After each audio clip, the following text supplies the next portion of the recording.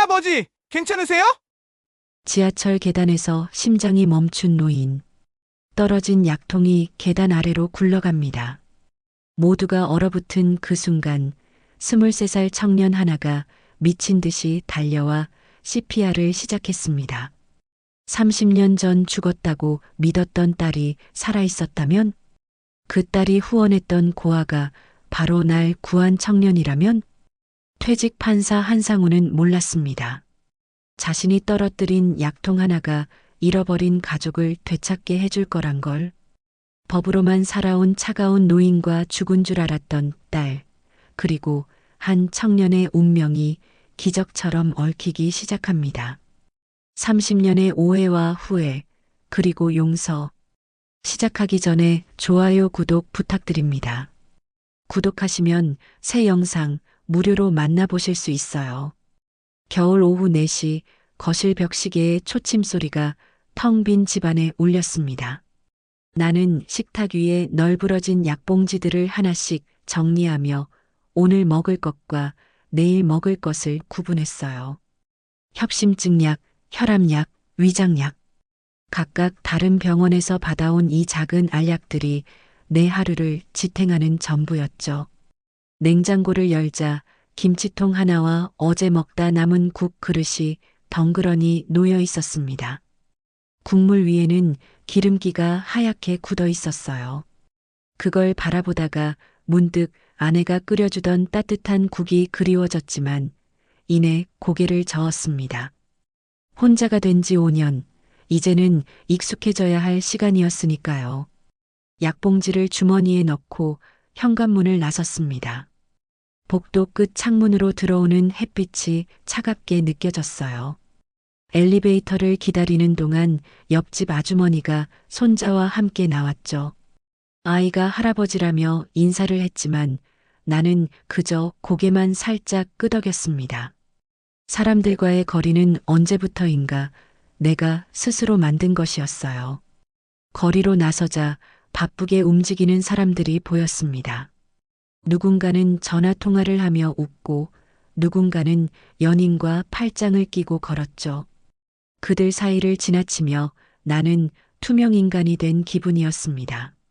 모두가 어디론가 향하는데 나만 목적지 없이 떠다니는 것 같았어요. 약국에 들러 처방전을 내밀었습니다. 약사가 익숙한 듯 약을 조제하며 물었어요. 오늘도 혼자 오셨네요. 나는 대답 대신 고개만 끄덕였죠. 약봉지를 받아들며 느낀 무게감이 묘하게 무거웠습니다. 이 작은 봉지 하나가 내 생명줄이라는 사실이 서글펐어요. 지하철역으로 향하며 주머니 속 약봉지를 만지작거렸습니다. 비닐이 바스락거리는 소리가 겨울바람 소리와 섞였죠. 역 입구의 계단이 보였어요. 예전엔 한 걸음에 두세 칸씩 뛰어 올랐는데 이제는 한 칸 한 칸이 버거웠습니다. 계단을 오르기 시작하자 숨이 차올랐어요. 10걸음쯤 올랐을까 가슴 한가운데서 묵직한 통증이 시작됐습니다. 난간을 잡고 멈춰섰죠. 주머니에서 약봉지를 꺼내려다 손이 떨려 놓칠 뻔했어요. 봉지가 계단 아래로 떨어질 듯 위태롭게 흔들렸습니다. 이 약 하나가 내 생명을 붙잡고 있지. 혼잣말이 입 밖으로 새어나왔습니다. 계단 위 형광등이 깜빡거렸어요. 마치 내 심장 박동처럼 불규칙하게 명멸했죠. 벽에 기대어 숨을 고르며 위를 올려다봤습니다. 아직도 20계단은 더 남아 있었어요. 다시 발걸음을 옮기려는데 구두 밑창이 미끄러졌습니다. 계단에 누군가 흘린 물이 얼어 있었던 거예요. 간신히 중심을 잡았지만 심장은 더욱 빠르게 뛰기 시작했죠. 약봉지를 더욱 꽉 움켜쥐었습니다. 떨어뜨리면 안 된다는 생각뿐이었어요. 겨우 계단 꼭대기에 올라섰을 때 거리의 풍경이 한눈에 들어왔습니다.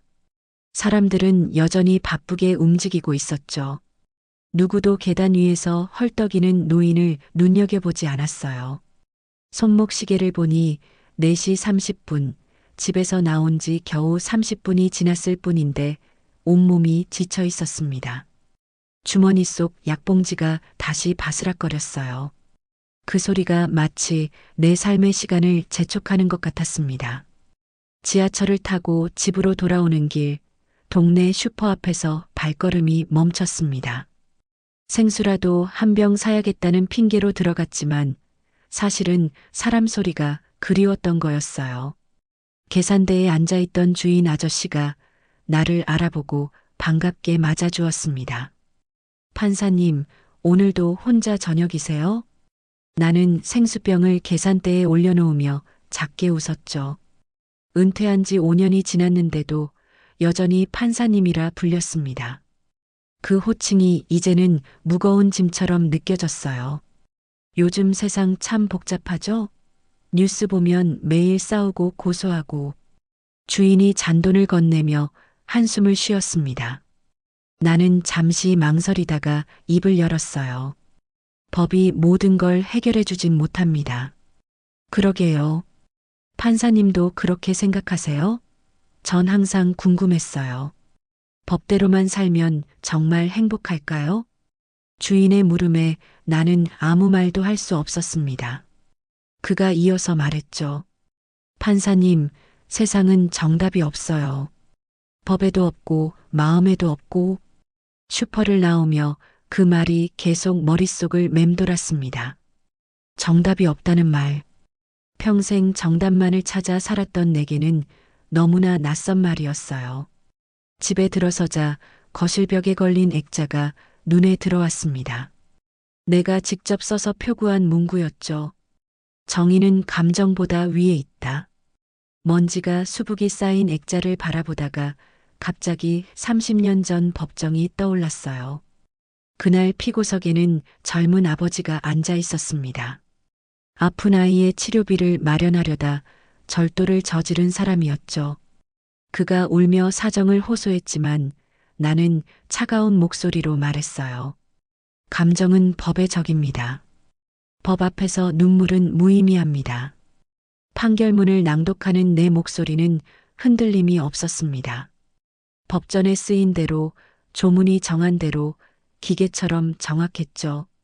그 아버지는 고개를 떨구며 법정을 나갔고 나는 다음 사건을 준비했어요.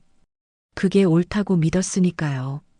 서재로 들어가 책상 서랍을 열었습니다. 구석에 뒤집어 놓은 액자가 하나 있었어요. 망설이다가 꺼내 들었죠. 서연이의 20살 생일 사진이었습니다. 환하게 웃는 딸의 얼굴을 보자 가슴 한구석이 저릿했어요. 그때도 나는 원칙대로 했었죠. 서연이가 미술을 전공하겠다고 했을 때 나는 단호하게 반대했습니다. 법대를 가야 한다고, 그게 내 미래를 위한 길이라고 강요했어요. 딸은 울며 자신의 꿈을 이야기했지만 나는 들으려 하지 않았습니다. 아빠는 사람이 아니라 법전이에요. 서연이가 집을 나가며 내뱉은 마지막 말이었습니다. 그리고 1개월 후 교통사고 소식이 전해졌죠. 비 오는 새벽 미술학원에서 돌아오던 길이었다고 했어요. 사진을 다시 뒤집어 놓으며 중얼거렸습니다. 그땐 맞다고 믿었어. 정말로. 거실로 돌아와 소파에 앉았습니다. TV 리모컨을 들었다가 다시 내려놓았어요. 적막한 집안에서 벽시계 소리만 들렸죠. 문득 아내가 떠나던 날이 생각났습니다. 당신은 집에서도 판사예요.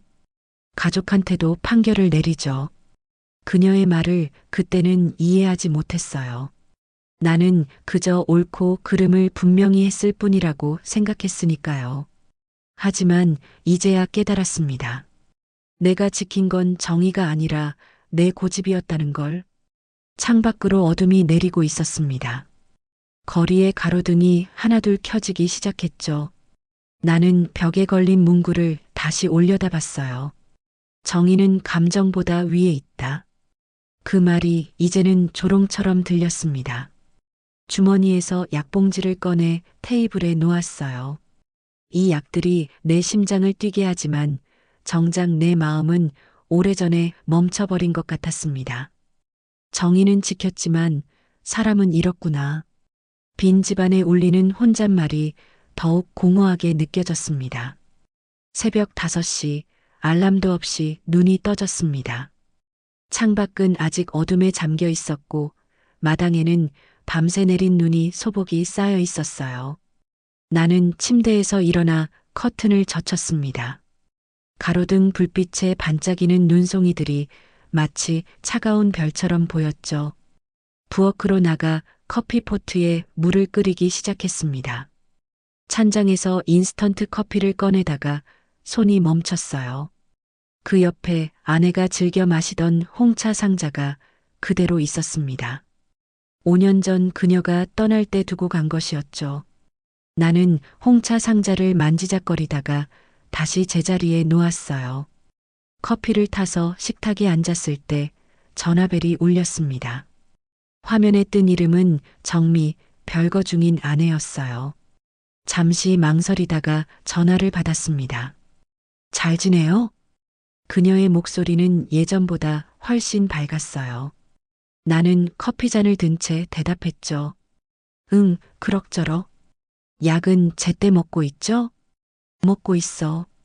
대화는 거기서 끊겼습니다. 서로 할 말을 찾지 못한 채 침묵만 이어졌어요. 전화기 너머로 그녀의 숨소리가 들렸죠. 예전엔 아침마다 나란히 앉아 커피를 마시며 하루 일정을 이야기했는데 이제는 안부조차 어색했습니다. 그럼 몸 조심해요. 정미가 먼저 전화를 끊었습니다. 나는 식탁에 전화기를 내려놓고 창밖을 바라봤어요. 눈은 계속 내리고 있었고 마당의 감나무 가지가 무게를 견디지 못해 축 늘어져 있었습니다. 서재로 들어가 책상에 앉았어요. 먼지 쌓인 법전들 사이에서 노란 서류 봉투 하나가 보였습니다. 봉투를 열자 서연이의 대학 입학원서가 나왔어요. 2005년 3월 미술대학 지원서였죠. 그 아래엔 내가 빨간 펜으로 크게 그은 X 표시가 선명했습니다. 서류를 들여다보다가 갑자기 분노가 치밀었어요. 내 손으로 딸의 꿈을 짓밟은 그 표시가 너무나 잔인해 보였습니다. 나는 서류를 구겨 쥐었다가 찢어버렸어요. 조각난 종이들이 바닥에 흩어졌죠. 하지만 이미 돌이킬 수 없는 일이었습니다. 거실로 돌아와 TV를 켰어요. 아침 뉴스가 시작되고 있었죠. 날씨 예보 다음으로 가족 캠페인 광고가 나왔습니다. 행복한 가족들이 함께 식사하는 모습, 아이들이 부모에게 안기는 장면들이 화면을 채웠어요. 나는 리모컨을 들어 채널을 돌렸습니다. 하지만 다른 채널에서도 비슷한 광고가 나오고 있었죠.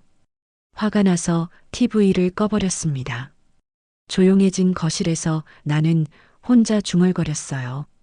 가족이란 법적 관계가 아니야. 그저 환상일 뿐이지. 말은 그렇게 했지만 가슴 한구석이 텅 비어 있는 것 같았습니다. 나는 소파에서 일어나 약을 챙겼어요.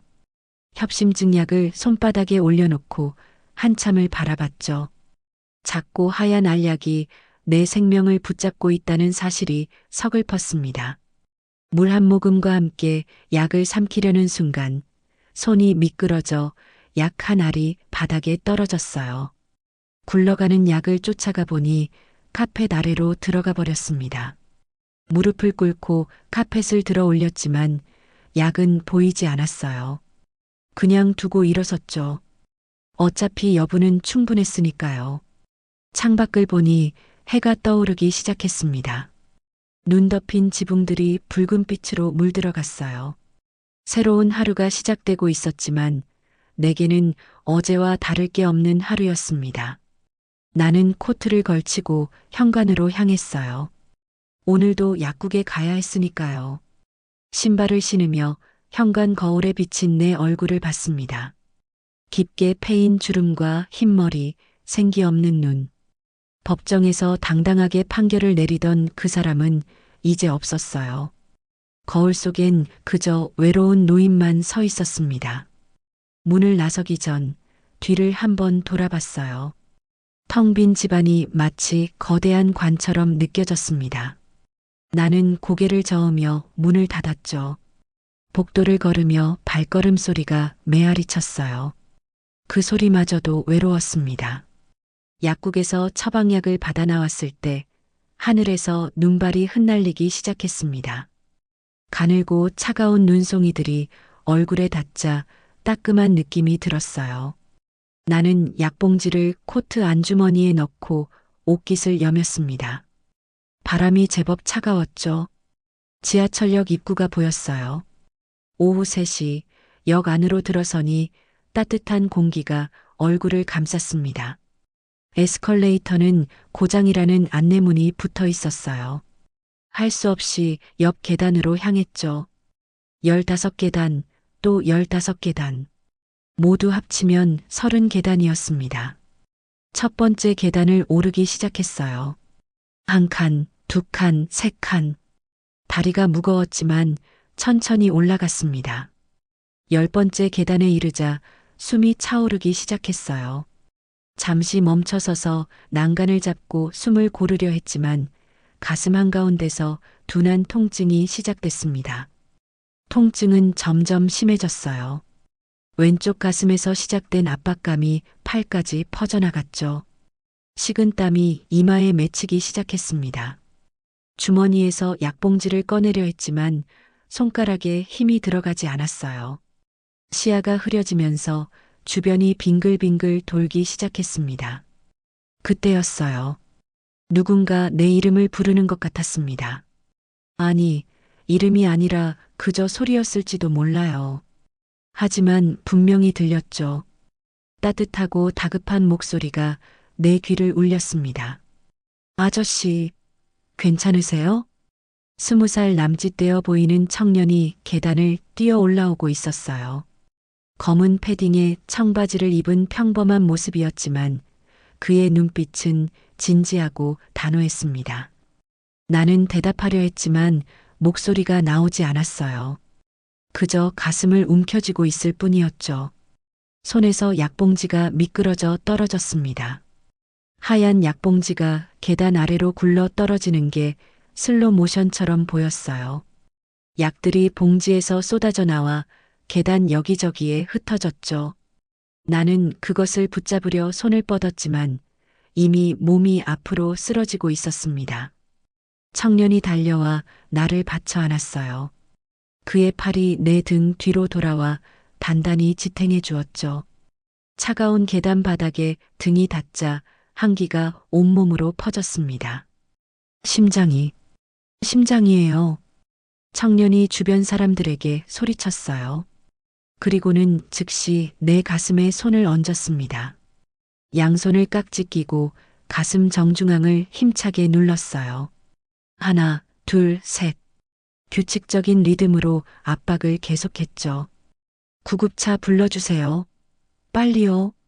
청년의 목소리가 절박했습니다. 주변에 모여든 사람들이 웅성거렸어요. 누군가는 휴대폰을 꺼내 전화를 걸었고 누군가는 그저 구경만 하고 있었죠. 나는 희미해지는 의식 속에서 청년의 얼굴을 올려다봤습니다. 그의 이마에도 땀이 맺혀 있었어요. 입술은 굳게 다물어져 있었고 눈은 내 가슴에 집중하고 있었죠. 21, 22. 그는 쉬지 않고 압박을 이어갔습니다. 내 갈비뼈가 아팠지만 그 고통이 오히려 내가 아직 살아있다는 증거처럼 느껴졌어요. 아저씨, 정신 차리세요. 조금만 버티세요. 청년이 내 볼을 가볍게 두드렸습니다. 하지만 눈꺼풀이 너무 무거웠어요. 심장 박동 소리가 귀에서 둥둥 울렸습니다. 불규칙하고 약한 소리였죠. 점점 멀어지는 것 같았어요. 저 멀리서 구급차 사이렌 소리가 들려왔습니다. 삐뽀삐뽀, 점점 가까워지는 소리. 청년은 여전히 가슴 압박을 멈추지 않았어요. 그의 손바닥 아래에서 내 심장이 간신히 뛰고 있었습니다. 여기요. 여기 환자 있어요. 구급대원들이 들것을 들고 계단을 올라왔어요. 청년이 비켜서자 대원들이 내게 산소 마스크를 씌웠습니다. 차가운 산소가 폐로 들어왔지만 이미 의식은 저 멀리 떠나가고 있었어요. 들것에 실려 올라가는 순간 청년의 얼굴이 마지막으로 보였습니다. 그는 떨어진 약봉지를 주워들고 있었어요. 무언가 말하려는 듯 입을 열었지만 나는 이미 어둠 속으로 빠져들고 있었습니다. 구급차 안에서 의료진들이 분주하게 움직이는 소리가 들렸어요. 제세동기를 준비하는 소리, 약물을 주입하는 소리, 무전기로 병원과 연락하는 소리. 모든 것이 뒤섞여 하나의 웅웅거림이 되었죠. 그리고 완전한 정적이 찾아왔습니다. 병실 천장에 매달린 형광등이 희미하게 빛나고 있었습니다. 눈을 뜨자 가장 먼저 들어온 것이 그 차가운 빛이었어요. 목이 칼칼하고 온몸이 무거웠죠. 팔을 들어 올리려 했지만 링거줄이 연결되어 있어서 쉽지 않았습니다. 나는 그대로 누워 천장만 바라봤어요. 간호사가 들어와 나를 보더니 밝은 표정을 지었습니다. 젊은 여자였어요. 흰 가운이 바스락거리며 침대 옆으로 다가왔죠. 깨어나셨네요. 이틀이나 주무셨어요. 정말 다행이에요. 이틀. 그 시간 동안 나는 어디에 있었을까요? 죽음의 문턱이었을까? 아니면 그저 깊은 잠이었을까? 간호사가 혈압을 재며 말을 이어갔습니다. 한 청년이 심폐소생술로 살리셨대요. 정말 천운이었어요. 골든타임을 놓쳤으면 큰일 날 뻔했거든요. 청년. 계단에서 내게 달려왔던 그 얼굴이 흐릿하게 떠올랐어요. 검은 패딩을 입고 필사적으로 내 가슴을 눌렀던 손. 나는 간호사에게 물었습니다. 그 사람 이름이 뭐죠? 윤재민 씨라고 하더라고요. 23살이래요. 의대생도 아닌데 응급처치를 정말 잘하셨어요. 윤재민. 처음 듣는 이름이었습니다. 왜 그가 나를 구했을까? 그냥 지나칠 수도 있었는데. 나는 침대에서 몸을 일으키며 말했어요. 연락처라도 남겼나요? 아, 그분이 다녀가셨어요. 어제도 오셨고 오늘 새벽에도 잠깐 들르셨는데 주무시고 계셔서 그냥 가셨대요. 간호사가 사이드 테이블을 가리켰습니다. 거기엔 과일 바구니와 함께 낡은 수첩이 하나 놓여 있었어요. 적어 두고 가셨어요. 나중에 찾으러 오신다고 하셨는데. 간호사가 나간 뒤 나는 수첩을 집어들었습니다. 모서리가 다른 검은색 수첩이었어요. 표지엔 아무것도 쓰여 있지 않았죠. 망설이다가 첫 페이지를 열었습니다. 해맑음 고아원 봉사일지. 깔끔한 글씨로 적혀 있었어요. 그 아래엔 날짜별로 기록이 이어졌죠. 2024년 3월부터 시작된 일지였습니다. 매주 토요일마다 빠짐없이 기록되어 있었어요. 오늘은 민수가 처음으로 내 이름을 불렀다. 재민 형이라고. 지은이가 그린 그림을 받았다. 우리 가족이라며 내 손을 잡고 있는 그림이었다. 수진이가 입양이 결정됐다. 울면서 안 간다고 했지만 좋은 부모님을 만났으니 다행이다. 아이들의 이름이 빼곡히 적혀 있었어요. 민수, 지은, 수진, 태호, 서연. 각각의 아이들에 대한 세심한 관찰과 따뜻한 마음이 묻어났죠. 나는 수첩을 덮으며 혼잣말을 했습니다. 그런 건 의무일 뿐이야. 누구나 할 수 있는 일이지. 하지만 가슴 한구석이 묘하게 저릿했어요. 나는 평생 의무와 원칙을 지켰지만 이런 기록을 남긴 적은 없었습니다. 법정에선 수많은 판결문을 썼지만 그 안에 사람의 온기는 없었죠. 창밖을 보니 여전히 눈이 내리고 있었어요. 병실 창에 눈송이가 달라붙었다가 녹아내렸습니다. 문득 재민이라는 청년이 궁금해졌어요. 왜 고아원에서 봉사를 하는지, 왜 모르는 노인을 필사적으로 구했는지. 다시 수첩을 펼쳤습니다. 뒤쪽 페이지에는 다른 내용이 있었어요. 오늘 한 할아버지가 쓰러지셨다.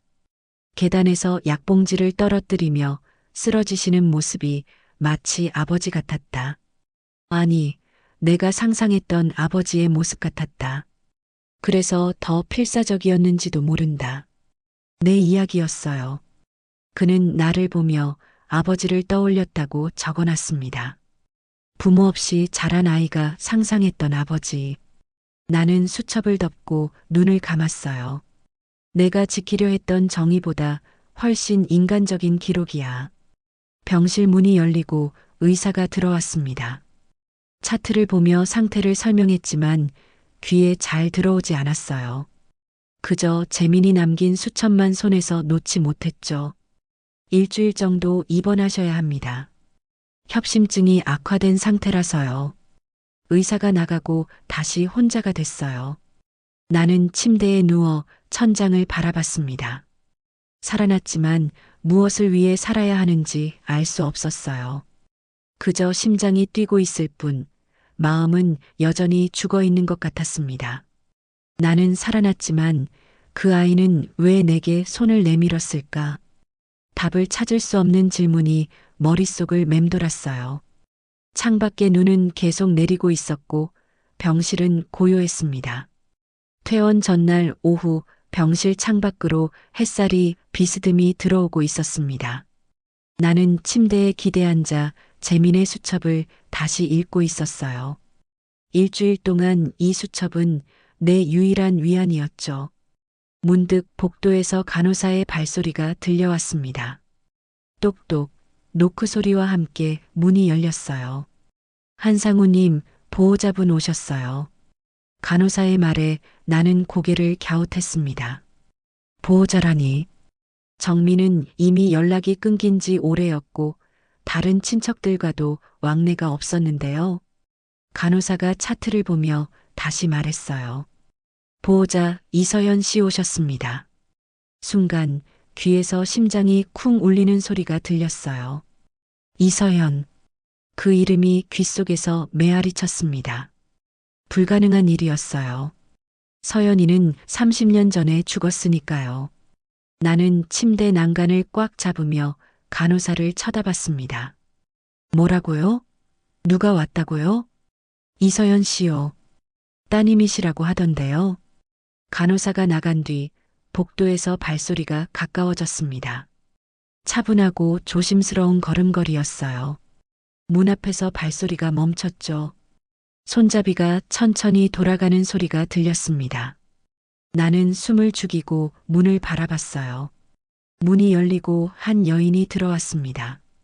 48살 정도로 보이는 단정한 얼굴이었어요. 회색 코트에 검은 머리를 단정하게 묶은 모습. 그녀의 눈가에는 잔주름이 있었지만 눈빛은 서연이와 똑같았습니다. 아니, 서연이 자체였어요. 아버지, 오랜만이에요. 그녀의 목소리는 낮고 차분했습니다. 떨림도 없었어요. 마치 어제 헤어진 사람을 만나듯 담담했죠. 나는 멍하니 서 있다가 겨우 입을 열었습니다. 내가, 서연이? 네, 저예요. 이서연. 그녀가 한 걸음 더 가까이 왔어요. 향수 냄새가 희미하게 났습니다. 서연이가 20살 때 쓰던 것과 비슷한 향이었어요. 나는 손을 뻗어 그녀의 얼굴을 만지려다가 멈췄습니다. 진짜일까, 꿈일까? 확신할 수 없었어요. 기억 속 장면이 스쳐갔습니다. 30년 전, 비 오는 날 새벽. 경찰서에서 걸려온 전화. 떨리는 손으로 전화를 받았던 그날. 신문 일면에 실린 기사. 이서연 양 교통사고 사망, 미술학원 귀가 중 참변. 빗물에 젖은 신문 활자가 번져있던 모습까지 선명했어요. 그럴 리가 없어. 내가 죽었는데. 장례식도 치렀는데. 목소리가 떨렸습니다. 다리에 힘이 빠져 침대에 주저앉았어요. 서연은 의자를 끌어와 내 앞에 앉았습니다. 그녀의 표정은 여전히 평온했어요. 전 죽지 않았어요, 아버지. 하지만 경찰이, 병원에서도 신혼착오였어요. 그날 사고로 돌아가신 분은 다른 사람이었어요. 서연이 핸드백에서 서류를 꺼냈습니다. 오래된 의료 기록과 경찰 조서였어요. 떨리는 손으로 서류를 받아들었죠. 2005년 3월 15일자 기록이었습니다. 거기엔 분명히 적혀 있었어요. 신원 미상 여성 의식불명 상태로 이송. 그날 제 학생증과 가방이 사고 현장에 있었대요. 그래서 절 죽은 사람으로 착각한 거예요. 전 의식을 잃고 다른 병원으로 옮겨졌고요. 나는 서류를 내려놓고 서연을 바라봤습니다. 그녀의 왼쪽 이마에 희미한 흉터가 보였어요. 30년의 세월이 그녀의 얼굴에 새겨져 있었죠. 20살의 서연이 아니라 48배 서연이 거기 있었습니다. 그럼 그동안 30년 동안 어디에 있었니? 살아 있었어요. 그냥 다른 곳에서요.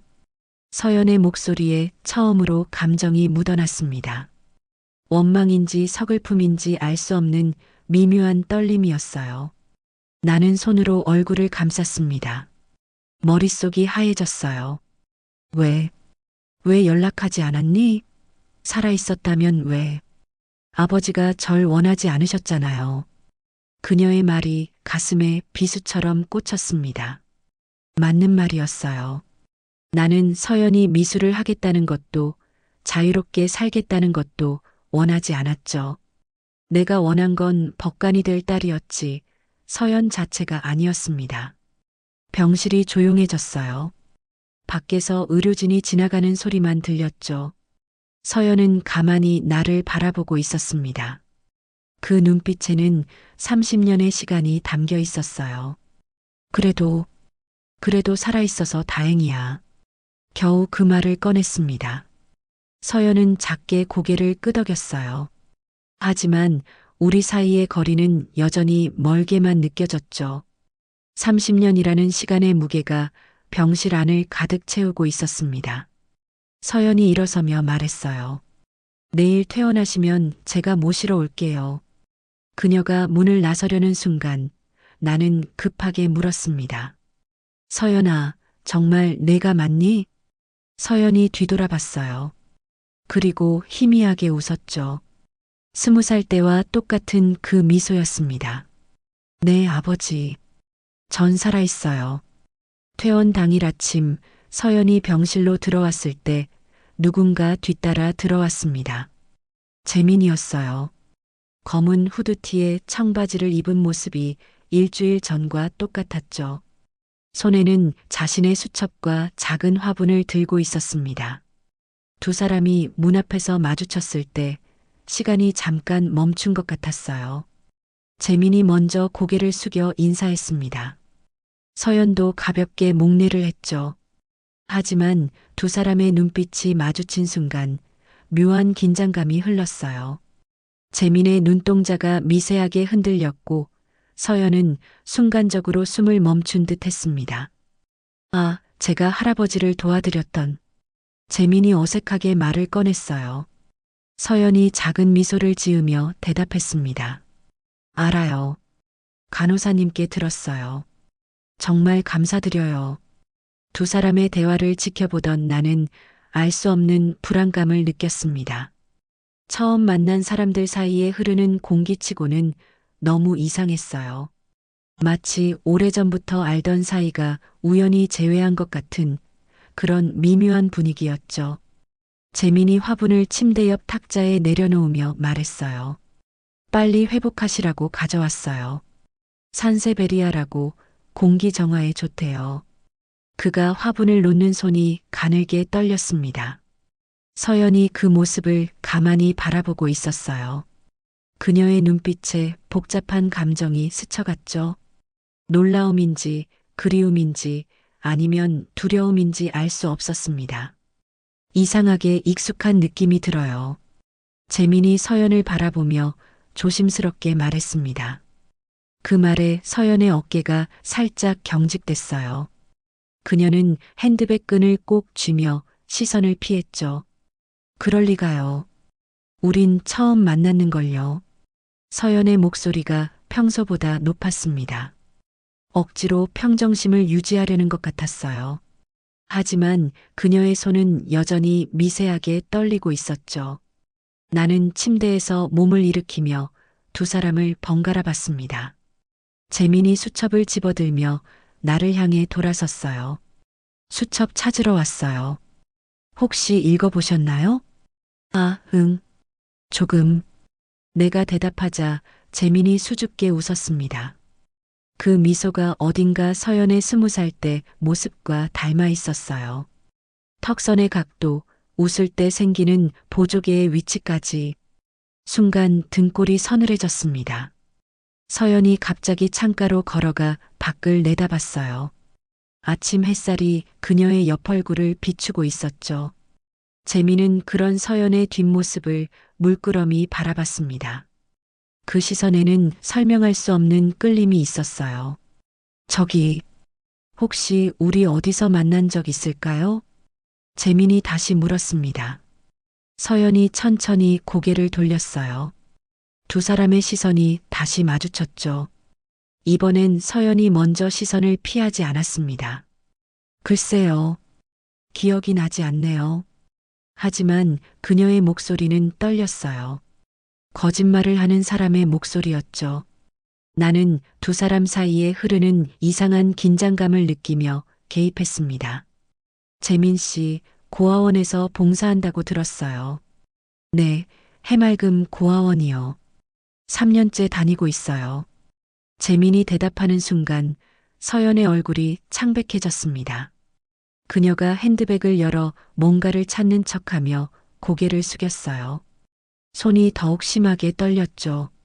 나는 직감적으로 뭔가 연결고리가 있다는 걸 알았습니다. 서연아, 너도 예전에 고아원 후원했었지? 내 질문에 서연이 흠칫했어요. 그녀가 천천히 고개를 들어 나를 봤습니다. 눈가가 붉어져 있었어요. 네, 했었어요. 오래전 일이지만 재민이 놀란 표정으로 서연을 봤습니다. 그의 눈빛에 뭔가 깨달음이 스쳐가는 것 같았어요. 하지만 그는 더 이상 묻지 않았죠. 대신 조용히 수첩을 가슴에 안았습니다. 병실 안이 무거운 침묵으로 가득 찼어요. 창밖에서 새소리가 들렸고 복도에서는 의료진의 발소리가 멀어져 갔죠. 세 사람은 각자의 생각에 잠긴 채 서로를 피해 시선을 돌렸습니다. 전 이만 가볼게요. 재민이 먼저 자리에서 일어났어요. 문을 나서려다가 잠시 멈춰서서 뒤를 돌아봤습니다. 그래도 정말 반가웠어요. 두 분 다. 그 말에 담긴 의미를 나는 완전히 이해할 수 없었어요. 하지만 서연은 알고 있는 것 같았죠. 그녀가 작게 고개를 끄덕였습니다. 눈에 눈물이 고여 있었어요. 재민이 나간 뒤 서연이 의자에 털썩 주저앉았습니다. 그녀의 어깨가 가늘게 떨렸어요. 나는 조심스럽게 물었죠. 너희 둘, 정말 처음 만난 거 맞니? 서연이 고개를 들어 나를 봤습니다. 그녀의 눈빛에는 30년보다 더 긴 이야기가 담겨 있는 것 같았어요. 아버지, 가끔은 운명이 우릴 이상한 방식으로 이어준대요. 그녀의 대답은 내 질문에 대한 답이 아니었습니다. 하지만 왠지 그게 진실에 더 가까운 것 같았어요. 퇴원 후 일주일이 지났습니다. 나는 매일 오후 서연의 약국 근처 공원 벤치에 앉아 시간을 보냈어요. 약국 유리문 너머로 서연이 일하는 모습을 멀리서 지켜보는 게 새로운 일과가 됐죠. 오늘도 벤치에 앉아 있는데 재민이 약국으로 들어가는 게 보였습니다. 재민은 양손에 커피를 들고 있었어요. 약국 문을 밀고 들어가며 환하게 웃는 모습이 유리문 너머로 보였죠. 서연이 카운터에서 고개를 들어 그를 맞았습니다. 두 사람이 대화하는 모습이 마치 오래된 친구들 같았어요. 그날 병원에서 본 분 기억하시죠? 아버님 구해주신 분. 재민의 목소리가 약국 밖까지 들렸습니다. 서연이 웃으며 커피를 받아들었어요. 두 사람은 자연스럽게 대화를 이어갔죠. 재민이 진열대 정리를 도와주기 시작했습니다. 높은 선반에 있는 약품을 내려주고 무거운 박스를 옮기는 모습이 익숙해 보였어요. 나는 벤치에서 일어나 약국 가까이 다가갔습니다. 유리문 앞에서 잠시 망설이다가 들어갔어요. 재민이 먼저 나를 발견하고 인사했죠. 할아버지, 오늘도 산책 나오셨어요? 재민의 목소리가 밝았습니다. 서연도 미소를 지으며 나를 맞았어요. 약국 안은 따뜻했고 커피 향기가 은은하게 퍼져 있었죠. 나는 카운터 앞 의자에 앉았습니다. 재민 씨가 매일 와서 도와주고 있어요. 정말 큰 힘이 돼요. 서연이 재민을 바라보며 말했습니다. 그녀의 눈빛이 예전과 달랐어요. 20살 때처럼 생기가 돌았죠. 재민도 수줍게 웃으며 머리를 극적였습니다. 별거 아니에요. 어차피 시간도 많고 여기 오면 마음이 편해져요. 두 사람이 함께 약품을 정리하는 모습을 보며 묘한 감정이 들었습니다. 질투인지 안도감인지 분명하지 않았어요. 30년 만에 돌아온 딸이 낯선 청년과 친밀해지는 걸 보는 기분이 복잡했죠. 서연이 창고에서 오래된 상자를 꺼내왔습니다. 먼지가 수북이 쌓인 상자를 열자 낡은 서류들이 나왔어요. 그 중에 일기장 하나가 떨어졌죠. 서연이 그걸 집어들며 잠시 멈췄습니다. 이게 아직 있었네. 서연이 일기장을 펼쳤어요. 2005년 3월의 기록이었습니다. 재민이 옆에서 조심스럽게 들여다봤죠. 한 페이지에 이런 구절이 있었어요. 그날 나를 버린 사람을 용서할 수 있을까? 아버지는 내 꿈보다 자신의 원칙이 중요했다. 나는 그 글을 읽으며 가슴이 철렁했습니다. 서연이 일기장을 덮으며 나를 바라봤어요. 원망하는 눈빛은 아니었지만 여전히 아픔이 남아있는 것 같았죠. 아버지, 이제는 괜찮아요. 시간이 많이 지났으니까요. 서연의 말에 재민이 분위기를 바꾸려는 듯 말했습니다. 저도 부모님 없이 자랐지만 원망하지 않아요. 그 덕분에 좋은 사람들을 많이 만났거든요. 재민이 서연을 흔한 듯 바라봤어요. 그 눈빛에서 따뜻함이 느껴졌죠. 서연도 그를 보며 작게 웃었습니다. 두 사람 사이에 흐르는 공기가 부드러웠어요. 약국 진열대 위쪽 선반에 낡은 약통이 하나 있었습니다. 재민이 그걸 내리며 말했어요. 이거 할아버지가 그날 떨어뜨린 약통 아니에요? 맞았습니다. 내가 계단에서 쓰러질 때 떨어뜨린 바로 그 약통이었어요. 서연이 그걸 보관하고 있었던 거죠. 약통을 받아들며 손이 떨렸습니다. 이걸 왜 버릴 수가 없었어요. 이게 아버지를 다시 만나게 해준 것 같아서요. 서연의 대답에 목이 메었습니다. 재민이 부드럽게 말했어요. 운명이 있다면 이런 게 아닐까요? 떨어진 약통이 세 사람을 연결해 준 거예요. 창밖으로 햇살이 비스듬히 들어왔습니다. 약국 안이 따뜻한 빛으로 가득 찼어요. 나는 처음으로 마음이 편안해지는 걸 느꼈습니다. 서연과 재민이 웃으며 대화하는 소리가 배경음처럼 들렸죠. 내면의 갈등이 조금씩 누그러지는 것 같았어요.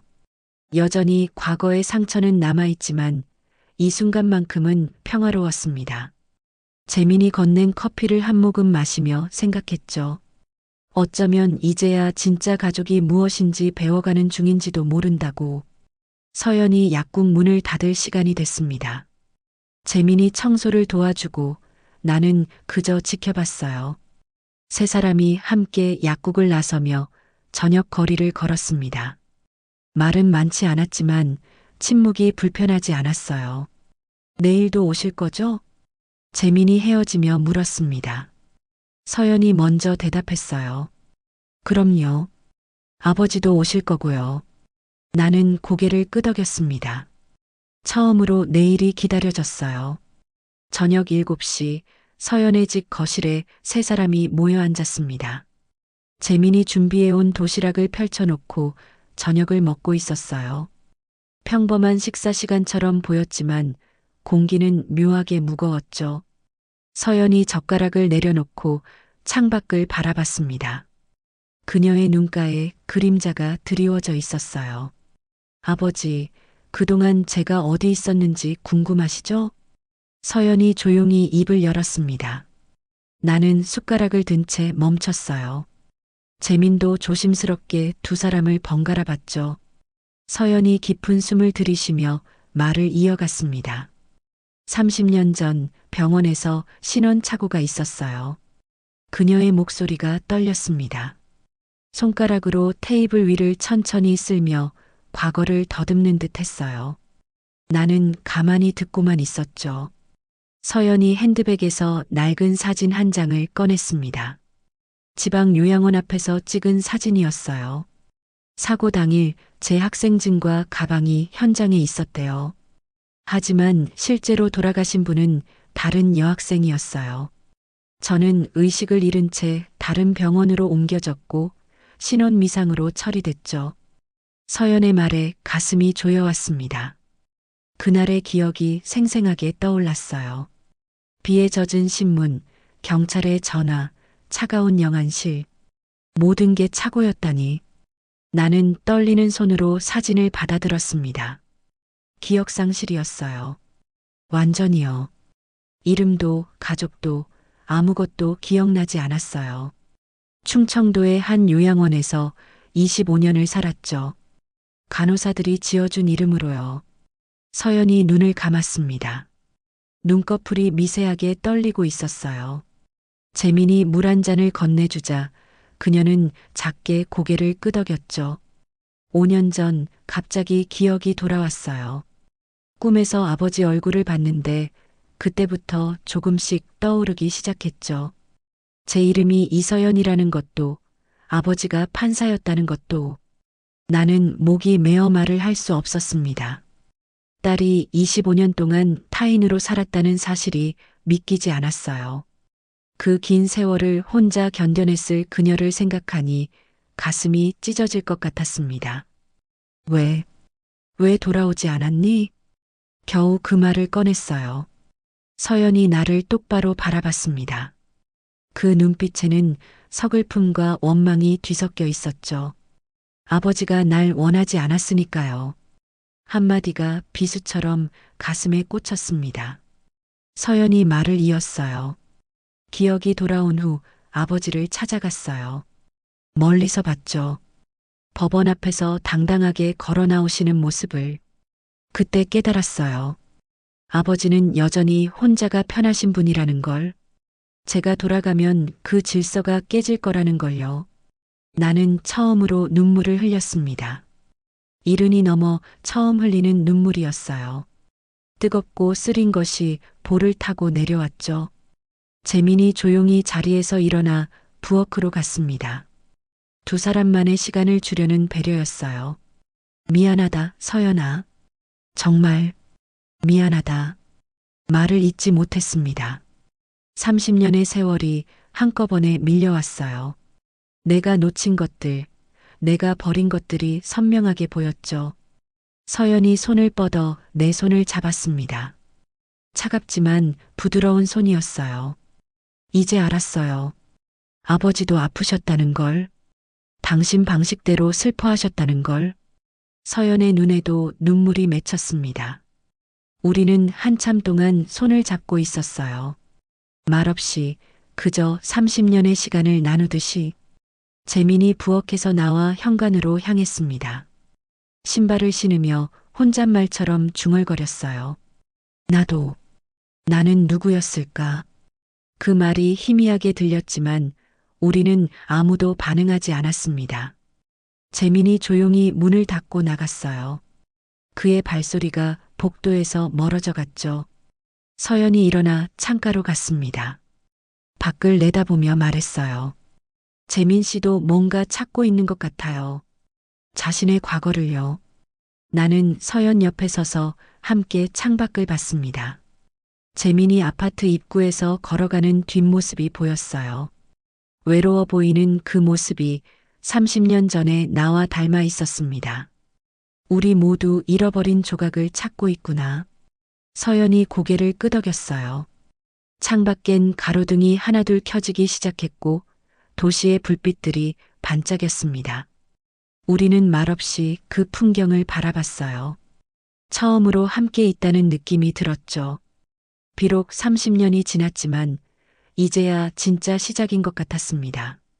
거실 테이블 위에 남겨진 도시락, 그릇들이 조용히 놓여 있었어요. 재민이 준비한 따뜻한 저녁이었지만 이제는 식어 있었죠. 하지만 그 자리에 남은 온기는 여전히 느껴졌습니다. 다음 날 오전, 재민이 해맑음 고아원을 찾아갔습니다. 원장실 서류함에서 먼지 쌓인 후원자 명단을 꺼내 들었어요. 2012년부터 2017년까지의 기록이었죠. 손가락으로 한 줄 한 줄 짚어가며 이름들을 확인했습니다. 그리고 2012년 3월 페이지에서 손이 멈췄어요. 이서연 -월 정기 후원 시작, 윤재민 지정 후원. 자신의 이름 옆에 선명하게 적혀 있는 서연의 이름을 보며 재민은 숨이 막혔습니다. 기억 속 어렴풋한 장면들이 떠올랐어요. 따뜻한 손길, 책을 읽어주던 목소리, 생일마다 받았던 편지들. 그 모든 게 서연이었던 거죠. 그럼 우린 오래전부터 이어져 있었네요. 재민이 혼잣말처럼 중얼거렸습니다. 서류를 들고 고아원을 나서는 그의 발걸음이 빨라졌어요. 서연에게 이 사실을 알려야겠다는 생각뿐이었죠. 휴대폰을 꺼내 전화를 걸려는 순간 서연에게서 먼저 전화가 왔습니다. 재민 씨, 지금 어디세요? 아버지가. 서연의 목소리가 떨리고 있었어요. 불안한 예감이 스쳤습니다. 재민이 다급히 물었죠. 무슨 일이에요? 할아버지가 어떻게 되셨어요? 집에서 쓰러지셨어요. 지금 구급차가 왔어요. 전화를 끊고 재민은 뛰기 시작했습니다. 택시를 잡아 타고 병원으로 향했어요. 차창 밖으로 스쳐가는 풍경이 흐릿하게 보였죠. 가슴이 두근거렸습니다. 그날 계단에서의 기억이 되살아났어요. 한편 나는 아침에 일어나 거실로 나왔다가 갑자기 가슴을 움켜쥐었습니다. 협심증이 재발한 거였어요. 전날 밤 감정이 너무 격해졌던 탓인지 가슴에 통증이 심했죠. 약을 찾으려 했지만 손에 힘이 들어가지 않았습니다. 테이블 위에 약통이 보였어요. 손을 뻗었지만 닿지 않았죠. 무릎이 꺾이며 바닥에 쓰러졌습니다. 약통이 테이블에서 굴러떨어졌어요. 바닥에 부딪히며 뚜껑이 열렸고 하얀 알약들이 사방으로 흩어졌죠. 시야가 흐려지는 중에도 떨어진 약통이 선명하게 보였습니다. 또다시 약통을 놓쳐버린 거예요. 손을 뻗어 약 한 알이라도 잡으려 했지만 손가락이 떨려 집을 수가 없었죠. 숨이 점점 가빠졌습니다. 서연이 문을 열고 들어왔을 때 나는 거실 바닥에 쓰러져 있었어요. 그녀의 비명소리가 들렸죠. 곧바로 구급차를 불렀고 내 옆에 무릎을 꿇었습니다. 차가운 손으로 내 뺨을 두드렸어요. 아버지, 정신 차리세요. 또 이러시면 안 돼요. 서연의 목소리가 울먹였습니다. 나는 희미한 의식 속에서 그녀의 얼굴을 올려다봤어요. 눈물로 얼룩진 딸의 얼굴이 흐릿하게 보였죠. 입을 열어 무언가 말하려 했지만 소리가 나오지 않았습니다. 구급차가 도착했고 들것에 실려 올라갔어요. 구급차 안에서 산소 마스크를 쓰고 누워 있는데 심전도 기계의 불규칙한 소리가 들렸습니다.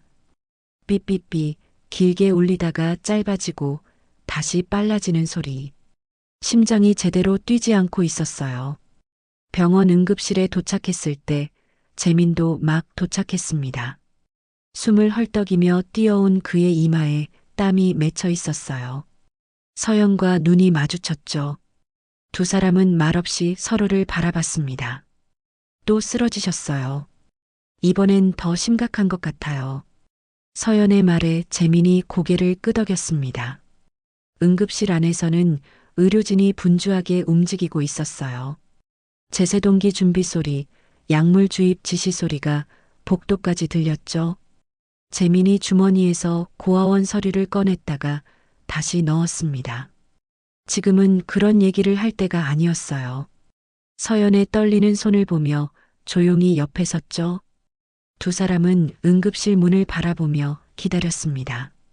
1시간이 지나고 의사가 나왔어요. 표정이 심각했죠. 마스크를 벗으며 서연에게 말했습니다. 급성 심근경색이에요. 다행히 골든타임 안에 처치했지만 상태가 불안정합니다. 앞으로 24시간이 고비예요. 서연의 다리가 휘청거렸습니다. 재민이 재빨리 그녀를 붙잡았어요. 서연은 재민의 팔에 기댄 채 흐느꼈죠. 아버지가 이제 막 다시 만났는데. 재민이 서연의 어깨를 토닥였습니다. 그의 눈에도 눈물이 맺혔어요. 복도 창밖으로 눈이 내리기 시작했습니다. 하얀 눈송이들이 소리 없이 떨어지고 있었죠.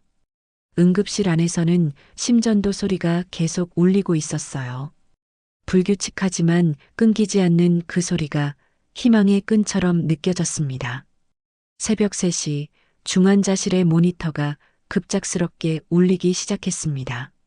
심전도 파형이 불규칙하게 요동쳤어요. 간호사가 달려와 확인하더니 얼굴이 굳어졌죠. 곧바로 의료진을 호출했습니다. 복도에서 대기하던 서연과 재민이 소란스러운 소리에 벌떡 일어섰어요. 무슨 일이에요? 서연이 간호사를 붙잡고 물었지만 대답을 듣지 못했습니다. 의료진이 황급히 중환자실로 뛰어들어가는 모습만 보였어요. 유리문 너머로 의사들이 내 침대를 둘러싸는 게 보였죠. 제세동기를 준비하는 움직임이 흐릿하게 보였습니다. 나는 어둠 속에서 떠다니고 있었어요. 멀리서 누군가 부르는 소리가 들렸지만 대답할 수 없었죠. 가슴이 무거웠고 숨을 쉴 수가 없었습니다. 마치 깊은 물속에 가라앉는 것 같았어요. 점점 더 깊이, 더 어두운 곳으로 빠져들고 있었죠. 삐. 심전도 모니터에서 길고 날카로운 소리가 울렸습니다. 일직선. 심장이 멈춘 거였어요. 의료진이 분주하게 움직였지만 서연은 더 이상 기다릴 수 없었습니다. 중환자실 문을 밀고 들어갔어요. 딸이에요. 제가 아버지 딸이에요. 서연이 소리쳤습니다. 의사가 잠시 멈칫했어요. 서연이 내 침대로 다가와 차가워진 내 손을 잡았죠. 그녀의 눈에서 눈물이 흘러내렸습니다. 아버지, 이번엔 제가 살릴게요. 이번엔 내가 아버지를 살릴 차례예요. 서연이 의료진을 밀치고 내 가슴 위에 손을 얹었습니다. 깍지를 끼고 힘차게 눌렀어요. 하나, 둘, 셋. 필사적인 압박이 이어졌죠. 그녀의 이마에 땀이 맺혔고 팔이 떨렸지만 멈추지 않았습니다. 재민도 뛰어들어왔어요. 서연 옆에 무릎을 꿇고 인공호흡을 준비했죠. 두 사람이 번갈아 가며 심폐소생술을 이어갔습니다. 의료진도 함께 약물을 주입하고 제세동기를 준비했어요. 그때 내 주머니에서 뭔가 떨어졌습니다. 낡은 약통이었어요. 바닥에 떨어진 약통이 굴러가다가 멈췄죠. 서연과 재민, 그리고 나의 늘어진 손이 동시에 약통을 향해 뻗어졌습니다. 세 사람의 손끝이 약통 위에서 만났어요. 그 순간 기억들이 파편처럼 스쳐갔습니다. 계단에서 떨어뜨린 약통, 재민이 주워준 약통, 서연이 보관했던 약통, 모든 순간이 하나로 이어졌어요. 약통은 우리를 연결하는 실이었고 운명의 매개체였죠. 충전 완료. 모두 비켜주세요. 의사가 제세동기 패드를 들었습니다. 서연과 재민이 뒤로 물러섰어요. 전기 충격이 내 몸을 관통했죠. 몸이 들썩였지만 심전도는 여전히 일직선이었습니다. 다시 두 번째 충격이 가해졌어요. 서연이 재민의 손을 꽉 잡았습니다. 두 사람 모두 숨을 죽이고 모니터를 바라봤어요. 여전히 변화가 없었죠. 한 번 더, 세 번째 충격. 순간 정적이 흘렀습니다. 모두가 모니터를 응시했어요. 1초, 2초, 3초. 시간이 멈춘 것 같았죠. 툭! 작은 파형 하나가 나타났습니다. 그리고 또 하나. 불규칙하지만 분명한 심장 박동이었어요. 삐삐삐 리듬을 되찾기 시작한 모니터 소리가 중환자실에 울려 퍼졌습니다. 돌아왔어요.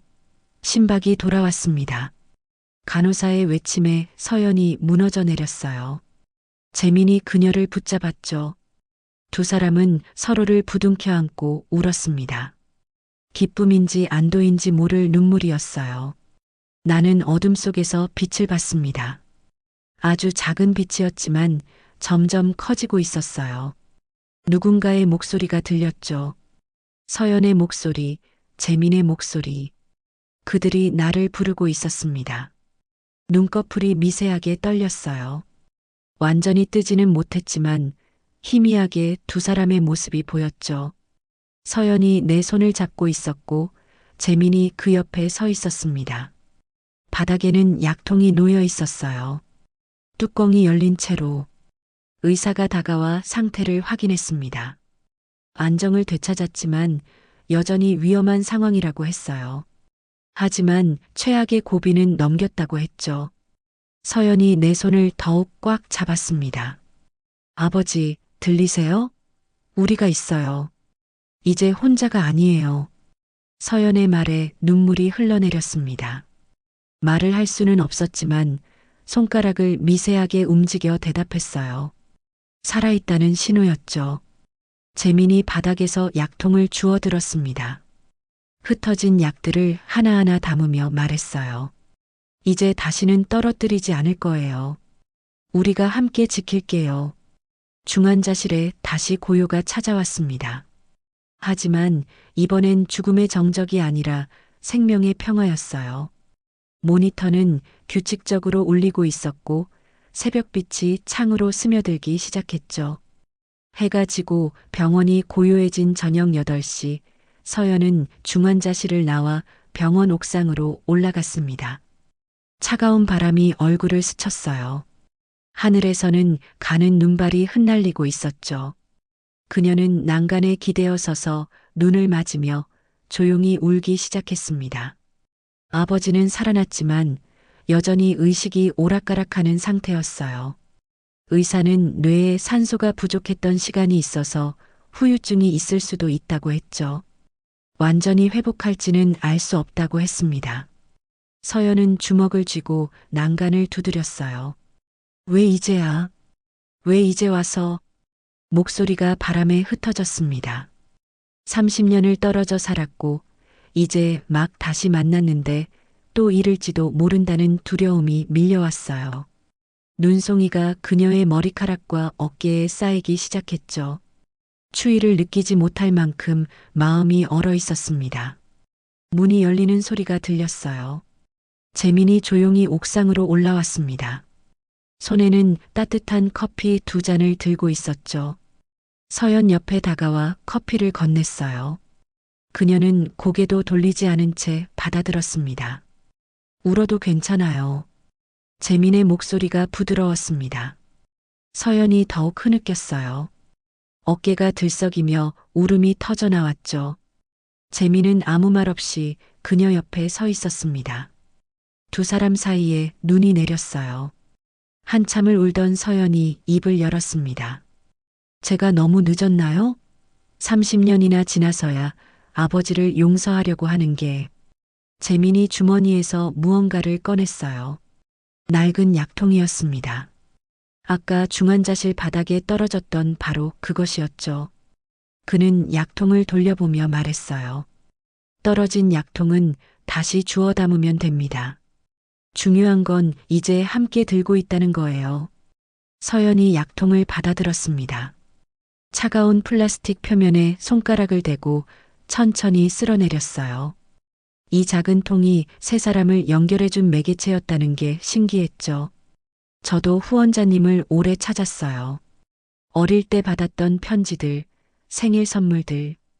그게 누군지 몰랐는데 재민이 고아원 서류를 꺼내 서연에게 보여줬습니다. 이서연 마이너스 윤재민 지정후원이라고 적힌 부분을 가리켰어요. 서연의 눈이 크게 떠졌죠. 재민 씨가 그때 그 아이 10살 때부터 편지 주셨잖아요. 꿈을 가지라고, 혼자가 아니라고. 서연이 손으로 입을 가렸습니다. 새로운 눈물이 흘러내렸어요. 이번엔 슬픔이 아닌 다른 감정이었죠. 재민이 말을 이었습니다. 그때 누나가 해준 말이 저를 지탱해줬어요. 그래서 의대는 못 갔지만 사람을 살리는 법은 배웠죠. 응급구조 자격증도 땄고요. 두 사람이 서로를 바라봤습니다. 13년의 시간을 건너 다시 만난 인연이 기적처럼 느껴졌어요. 서연이 작게 웃었죠. 눈물 자국이 남은 얼굴이었지만 미소는 진심이었습니다. 운명이 있다면 이런 걸까요? 모르겠어요. 하지만 할아버지를 살린 건 우연이 아닌 것 같아요. 재민이 병원 건물을 내려다봤습니다. 중환자실이 있는 층에 불빛이 보였어요. 거기서 상우가 싸우고 있었죠. 삶과 죽음 사이에서 서연이 약통을 꼭 쥐며 말했습니다. 이제 아버지를 용서할 수 있을 것 같아요. 용서라기보다는 이해하는 거 아닐까요? 재민의 말에 서연이 고개를 끄덕였어요. 맞았습니다. 용서가 아니라 이해였어요. 서로가 서로에게 상처를 주었지만 결국 같은 아픔을 품고 살았다는 걸 이제야 알게 된 거죠. 눈은 계속 내렸습니다. 두 사람의 머리와 어깨가 하얗게 변해갔어요. 하지만 아무도 움직이지 않았죠. 그저 나란히 서서 밤하늘을 올려다봤습니다. 내려가 볼까요? 할아버지가 깨어나실지도 몰라요. 재민이 먼저 움직였습니다. 서연도 고개를 끄덕이고 따라 움직였어요. 옥상 문을 열고 나가기 전 서연이 뒤돌아봤죠. 눈 덮인 옥상이 마치 새로운 시작을 알리는 백지 같았습니다. 아버지, 이제 기다릴게요. 천천히 돌아오세요. 속삭임 같은 말을 남기고 문을 닫았어요. 계단을 내려가는 두 사람의 발소리가 조용히 울렸습니다. 각자의 손에는 약통의 조각들이 들려 있었죠. 떨어졌지만 다시 주워 담은 그래서 더욱 소중해진 조각들이었습니다. 중환자실 앞에 도착했을 때 간호사가 밝은 표정으로 나왔어요. 환자분이 눈을 뜨셨어요. 의식이 돌아오신 것 같아요. 서연과 재민이 서로를 바라봤습니다. 그리고 동시에 웃었어요. 기적은 포기하지 않는 자에게 온다는 걸 두 사람은 이제 알았습니다. 중환자실의 문이 열렸습니다. 서연과 재민이 조심스럽게 들어갔어요.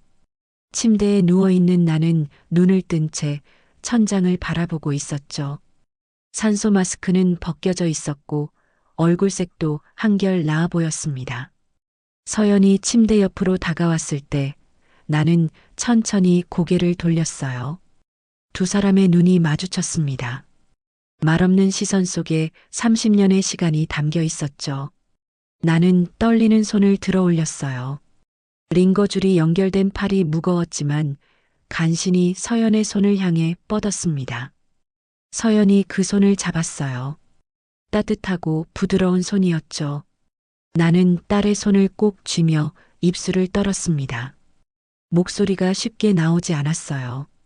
몇 번의 시도 끝에 겨우 말을 꺼냈죠. 서연아, 미안하다. 그 한마디에 모든 게 담겨 있었습니다. 30년 전의 잘못, 놓쳐버린 시간들, 주지 못한 사랑. 서연의 눈에서 눈물이 흘러내렸어요. 그녀는 내 손을 더욱 꽉 잡으며 고개를 저었습니다. 아니에요, 아버지. 저도 미안해요. 너무 늦게 돌아와서. 재민이 침대 발치에 조용히 서 있었습니다. 나는 그를 바라봤어요. 계단에서 나를 구해준 청년, 서연이 후원했던 아이, 그리고 이제는 가족 같은 존재가 된 그 사람. 나는 남은 손을 들어 재민을 불렀습니다. 고맙네, 정말 고맙네. 재민이 다가와 내 손을 잡았어요. 이제 세 사람의 손이 연결됐습니다. 마치 끊어졌던 고리가 다시 이어진 것 같았죠.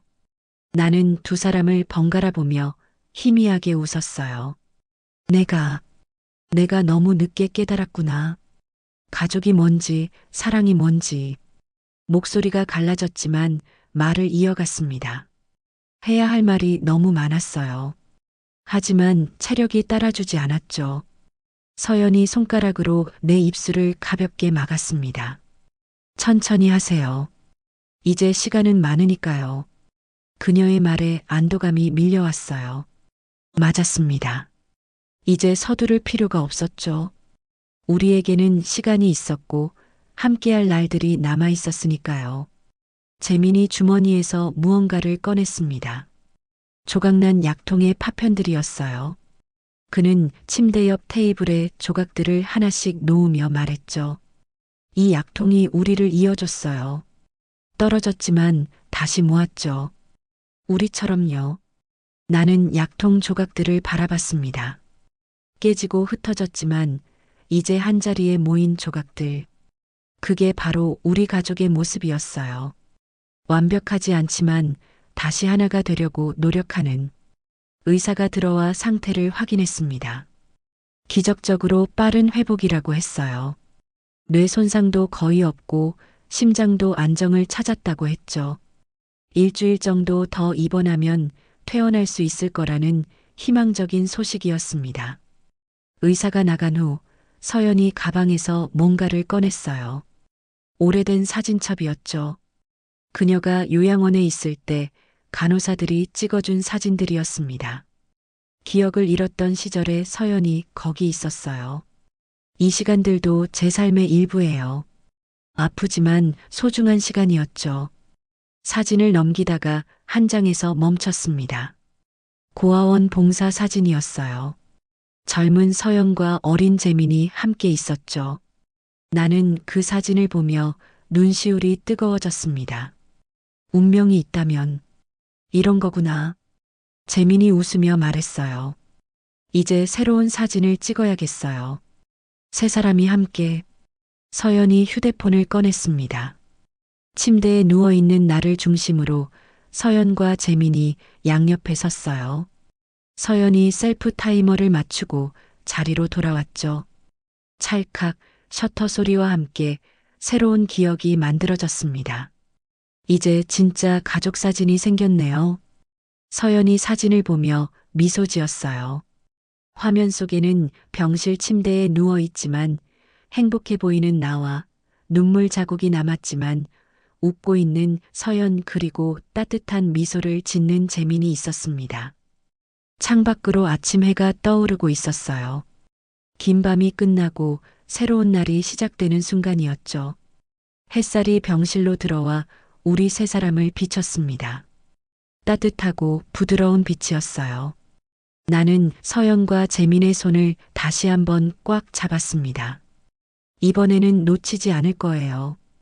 다시는 혼자가 되지 않을 거고 그들도 혼자 두지 않을 겁니다.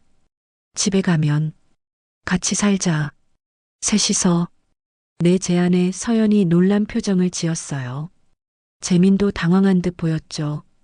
하지만 곧 두 사람 모두 고개를 끄덕였습니다. 네, 아버지. 그래요, 같이 살아요. 가족의 형태가 다시 완성되는 순간이었습니다. 비록 전통적인 형태는 아니었지만 우리만의 방식으로 만들어진 특별한 가족이었죠. 퇴원하는 날 아침, 병원 로비는 따스한 봄 햇살로 가득했습니다. 일주일 만에 걷는 거였지만 다리에 힘이 제법 들어갔어요. 서연이 한쪽 팔을 부축하고 재민이 짐을 들어주었죠. 세 사람이 나란히 병원 문을 나서는 순간 상쾌한 봄바람이 얼굴을 스쳤습니다. 약국에 먼저 들를게요. 약도 챙겨야 하고 정리할 것도 있어서요. 서연의 말에 나는 고개를 끄덕였습니다. 택시를 타고 이동하는 동안 창밖 풍경이 새롭게 보였어요. 같은 거리, 같은 건물들이었지만 이제는 혼자가 아니라는 사실이 모든 걸 다르게 만들었죠. 서연 약국에 도착했을 때 입구에 잠시 휴업이라는 팻말이 걸려 있었습니다. 서연이 문을 열고 들어가자 약품 냄새와 함께 오후의 햇살이 우리를 맞았어요. 진열대 한켠 바로 그 자리에 약통이 놓여 있었습니다. 나는 천천히 약통에 다가갔어요. 떨어뜨렸던, 주워졌던, 다시 흩어졌던 그 약통. 이제는 온전한 모습으로 테이블 위에 올려져 있었죠. 햇빛이 비스듬히 들어와 약통 위를 비추고 있었습니다. 그날 이걸 떨어뜨리지 않았다면 너를 다시 못 봤겠지. 서연에게 말했습니다. 그녀가 미소 지으며 대답했어요. 운명이었나 봐요. 떨어진 약통이 우리를 다시 만나게 해준 거예요. 재민이 웃으며 덧붙였습니다. 세 사람 모두 이 약통 덕분에 살았어요. 할아버지도, 저도, 그리고 누나의 마음도요. 나는 약통을 들어 올렸습니다.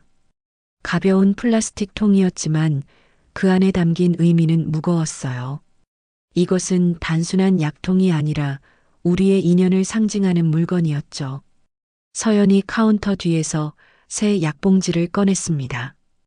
협심증약, 혈압약, 위장약을 차례로 넣으며 설명했어요. 이제는 제가 관리해 드릴게요. 매일 제 시간에 드셔야 해요. 딸의 손길로 정리된 약봉지를 받아들며 목이 메었습니다. 30년 전에는 내가 딸의 꿈을 막았는데 이제는 딸이 내 생명을 지켜주고 있었어요. 세월이 가져온 역전이 아이러니하면서도 감사했죠. 재민이 벽에 걸린 사진을 가리켰습니다. 새로운 사진을 걸어야겠어요. 우리 셋이 함께 찍은 사진으로요. 서연이 휴대폰에서 병실에서 찍은 사진을 꺼냈어요. 프린트를 하고 액자에 넣었죠. 고아원 후원 사진 옆에 나란히 걸었습니다. 과거와 현재가 한 벽에 공존하는 모습이 의미 있어 보였어요.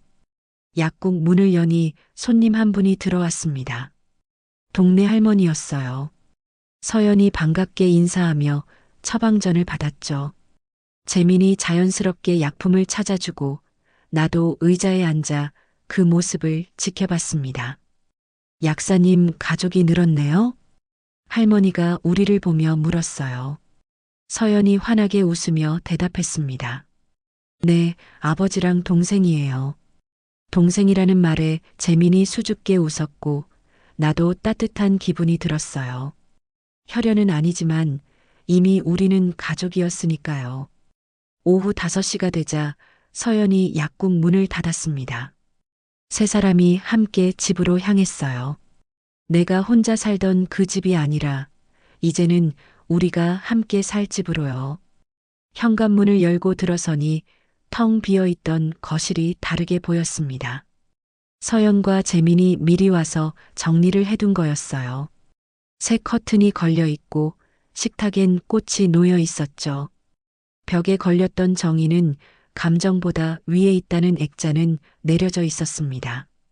저거 대신 다른 걸 걸면 어떨까요? 재민이 제안했어요. 서연이 가방에서 새 액자를 꺼냈습니다. 거기엔 이런 글귀가 적혀 있었죠. 가족은 함께 만들어가는 것. 나는 고개를 끄덕였습니다. 그래요. 가족은 법적 관계가 아니라 함께 만들어가는 거였어요. 우리가 증명하고 있는 것처럼. 저녁 준비를 시작했습니다. 서연이 앞치마를 두르고 부엌에 섰고 재민이 재료를 다듬었어요. 나는 식탁에 앉아 그들을 바라봤죠. 웃음소리와 대화가 오가는 부엌 풍경이 꿈만 같았습니다. 아버지, 뭐 드시고 싶으세요? 서연이 물었어요. 나는 잠시 생각하다가 대답했습니다. 아무거나. 너희들과 함께 먹으면 다 맛있을 거야. 진부한 대답이었지만 진심이었어요. 서연과 재민이 서로를 보며 웃었죠. 곧 김치찌개 끓는 냄새가 집안 가득 퍼졌습니다. 식탁에 둘러앉아 저녁을 먹었어요. 평범한 김치찌개와 반찬들이었지만 30년 만에 먹는 가족 식사였죠. 젓가락질 소리, 밥 먹는 소리, 간간이 오가는 대화. 모든 게 소중했습니다. 창밖으로 노을이 지고 있었어요. 붉은 빛이 식탁 위를 비췄죠. 약통은 선반 위에 놓여 있었습니다. 더 이상 떨어질 걱정 없이 안전한 자리에. 세대의 화해, 시간의 회복. 우리는 각자의 상처를 품고 있었지만 이제는 함께 치유해 나갈 수 있을 거예요. 완벽하지 않아도, 온전하지 않아도 우리는 가족이니까요. 3개월 후 여름 아침, 나는 거실 소파에 앉아 신문을 읽고 있었습니다. 벽시계가 7시를 알렸어요. 예전과 똑같은 소리였지만 이제는 외롭지 않았죠. 부엌에서는 서연이 아침을 준비하는 소리가 들렸고 재미는 현관에서 운동화 끈을 매고 있었습니다. 할아버지, 오늘 병원 가는 날이죠? 재민이 물었어요. 나는 고개를 끄덕이며 신문을 접었습니다. 정기 검진 날이었죠. 하지만 이제는 혼자가 아니었어요. 서연이 앞치마를 벗으며 거실로 나왔습니다. 9시 예약이니까 8시 반에 출발하면 돼요. 재민이도 같이 갈 거죠? 당연하죠. 오늘 쉬는 날이에요. 재민이 환하게 웃었습니다. 23살 청년은 이제 응급구조사 자격증을 따고 소방서에서 일하기 시작했어요. 남을 돕는 일이 천직이라며 행복해했죠. 약국 진열대 한 켠을 바라봤습니다. 아니, 이제는 우리 집 거실 선반이었죠. 세 사람이 함께 찍은 사진이 줄지어 있었어요. 봄 소풍 사진, 서연의 생일 사진, 재민의 자격증 수여식 사진. 그 옆에는 낡은 약통 하나가 조용히 놓여 있었습니다. 아침을 먹으며 서연이 말했어요. 오늘 약국에 신임 약사가 와요. 이제 저도 시간 여유가 좀 생길 것 같아요. 그래. 그럼 우리 어디 여행이라도 갈까? 내 제안에 재민이 손을 들었습니다. 저도 같이 가면 안 돼요? 다음 달에 휴가 낼 수 있어요. 당연히 같이 가야지. 우리가 가족인데. 가족이라는 단어가 이제는 자연스러웠어요. 법적 관계를 넘어선 마음으로 이어진 진짜 가족이었으니까요. 병원으로 가는 길, 나는 조수석에 앉아 창밖을 봤습니다. 여름 햇살이 눈부셨어요. 거리엔 사람들이 바쁘게 움직이고 있었죠. 예전엔 그들 사이에서 나만 멈춰 있다고 느꼈는데 이제는 함께 흐르고 있다는 걸 알았습니다. 병원 앞 지하철역을 지나갔어요. 바로 그 계단, 내가 쓰러졌던 곳이었죠. 재민이 백미러로 나를 보며 말했습니다. 그날 할아버지를 구한 게 제 인생 최고의 선택이었어요.